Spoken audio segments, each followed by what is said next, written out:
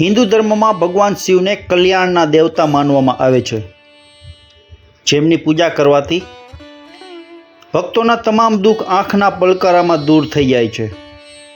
સનાતન પરંપરામાં સોમવારને શિવ ઉપાસના માટે ખૂબ જ શુભ માનવામાં આવે છે અને આ દિવસે જો કોઈ ભક્ત કોઈ શિવ મંદિરમાં જાય છે અને ભગવાન શિવના નિરાકાર સ્વરૂપ એટલે કે શિવલિંગની યોગ્ય વિધિ સાથે પૂજા કરે છે તો તેના પર દેવોના દેવ મહાદેવની સંપૂર્ણ કૃપા વરસે છે. મિત્રો, શિવ ભક્તો ભગવાન શિવ ભોળાનાથને પ્રસન્ન કરવા માટે એમની પૂજા કરવા માટે દરરોજ શિવાલયે જતા હોય છે, પરંતુ પૂજા અને વિધિ અને અભિષેક કરવાના પણ અલગ અલગ નિયમો હોય છે. તો મિત્રો, આજે આપણે આ વિડીયોમાં એ જાણીશું કે મહાદેવની પૂજા કરતી વખતે, મહાદેવનો અભિષેક કરતી વખતે, મહાદેવને પ્રસન્ન કરતી વખતે કયા કયા નિયમોનું ધ્યાન રાખવું જોઈએ, જે આ વિડીયોમાં આપણે જાણીશું. પણ તમે અમારા વિડીયોમાં અંત સુધી જોડાયેલા રહેજો. ચાલો આપણે વિડીયો આગળ સ્ટાર્ટ કરીએ.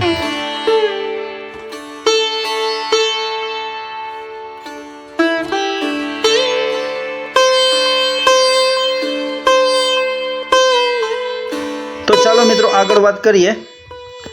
તો શિવલિંગની પૂજા કરતાં પહેલાં શિવ ભક્તે શરીર અને મનથી શુદ્ધ થવું જોઈએ. ભગવાન શિવની પૂજા ક્યારેય પણ કાળા વસ્ત્રો પહેરીને ન કરવી જોઈએ, તેમનું ખાસ ધ્યાન રાખવું જોઈએ.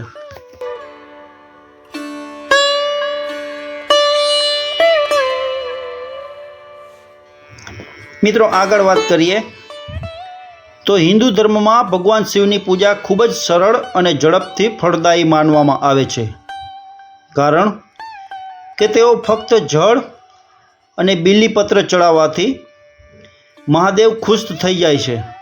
અને હિન્દુ માન્યતા અનુસાર જોઈએ તો ભગવાન શિવને ગંગાજળ ખૂબ જ પ્રિય છે.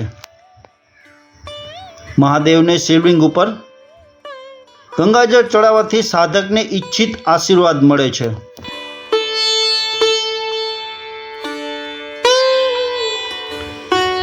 મિત્રો, એક વાત ખાસ કરીએ કે મહાદેવને જળ ચડાવતી વખતે એ વસ્તુનું એક ધ્યાન રાખવું જોઈએ કે તાંબાના વાસણમાં એટલે કે તાંબાના કળશમાં જ મહાદેવને જળ ચડાવવું જોઈએ.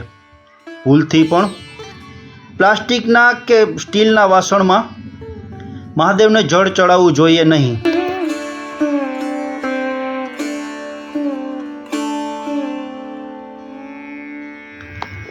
મિત્રો, ખાસ વાત કરીએ તો જો શિવલિંગની પૂજા કરવા ઈચ્છો છો તો સૌથી પહેલાં તાંબાના વાસણમાં એટલે કે તાંબાના કળશમાં પાણી લો અને તાંબાનો કળશ જળથી ભરી અને જલહરીની જમણી બાજુ અર્પણ કરવું જોઈએ, જેનાથી જલહરીની જમણી બાજુ ગણેશનું સ્થાન માનવામાં આવે છે. ત્યારબાદ ડાબી બાજુએ પણ જળ અર્પણ કરવું જોઈએ, કારણ કે ડાબી બાજુ ભગવાન કાર્તિકેયનું સ્થાન માનવામાં આવે છે.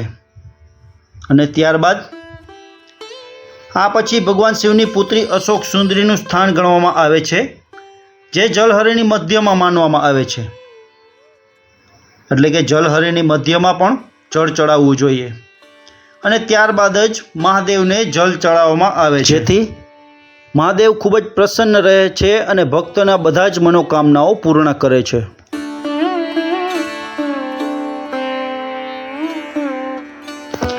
મિત્રો, ખાસ વાત આગળ કરીએ તો હિન્દુ માન્યતા અનુસાર શિવલિંગ ઉપર જળ ચડાવતી વખતે ક્યારેય પણ ઊભા રહીને શિવલિંગને જળ ચડાવવું જોઈએ નહીં. હંમેશા પલોઠી વાળી અને શિવલિંગને જળ ચડાવવું જોઈએ, જેનાથી શુભ માનવામાં આવે છે.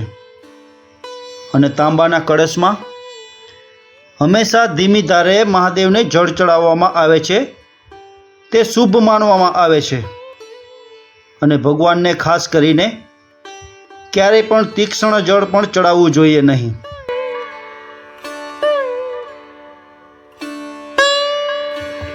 મિત્રો, આ વિડીયોમાં આપણે જોયું એ રીતે મહાદેવની શિવની પૂજા કરવાથી હંમેશા માટે મહાદેવજી પ્રસન્ન રહે છે. અર્થાત અત્યંત ઝડપથી પ્રસન્ન થનારા દેવતા એવા દેવતા કે જેમના ભક્તોને ક્યારે પણ નિરાશ નથી કરતા અને પુરાણોમાં ઉલ્લેખ છે તે અનુસાર ભક્તો જ્યારે જ્યારે આસ્થાથી મહાદેવનું સ્મરણ કરે છે ત્યારે ત્યારે શિવજી તેમની મદદે એટલે કે રક્ષાર્થે દોડી આવે છે। એટલું જ નહીં, કામના પૂર્તિના આશીષ પણ જરૂરથી મહાદેવજી આપે છે।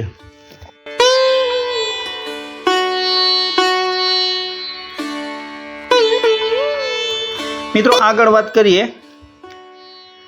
તો શિવ અભિષેક પણ ખૂબ જ મદદરૂપ બની શકે છે। જેમ કે એક કળશમાં કાચું દૂધ લઈ અને તેમાં થોડી ખાંડ ઉમેરો અને ત્યારબાદ ઓમ નમઃ શિવાય બોલતાની સાથે શિવલિંગ ઉપર તેનો અભિષેક કરો અને જો બની શકે તો સંતાનો પાસે આ જ અભિષેક વિધિ કરાવો। માન્યતા અનુસાર આ પ્રયોગ કરવાથી મહાદેવ સાથે માતા સરસ્વતીની પણ આશીર્વાદ પ્રાપ્તિ થશે અને જે તે વ્યક્તિના જ્ઞાનમાં ખૂબ જ વૃદ્ધિ થશે અને મહાદેવજી પણ ખૂબ જ પ્રસન્ન રહે છે।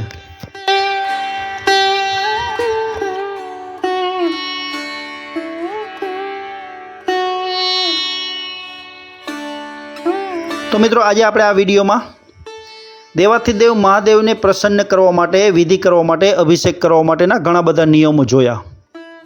તો તમને પણ જો અમારો વિડીયો પસંદ આવ્યો હોય તો લાઈક કરજો, ખૂબ જ શેર કરજો અને અમારી ચેનલમાં નવા હો તો સબસ્ક્રાઈબ કરવાનું ભૂલતા નહીં। ફરી મળીશું આપણે આવતા નવા વિડીયોમાં। ત્યાં સુધી ઓમ નમઃ શિવાય, હર હર મહાદેવ।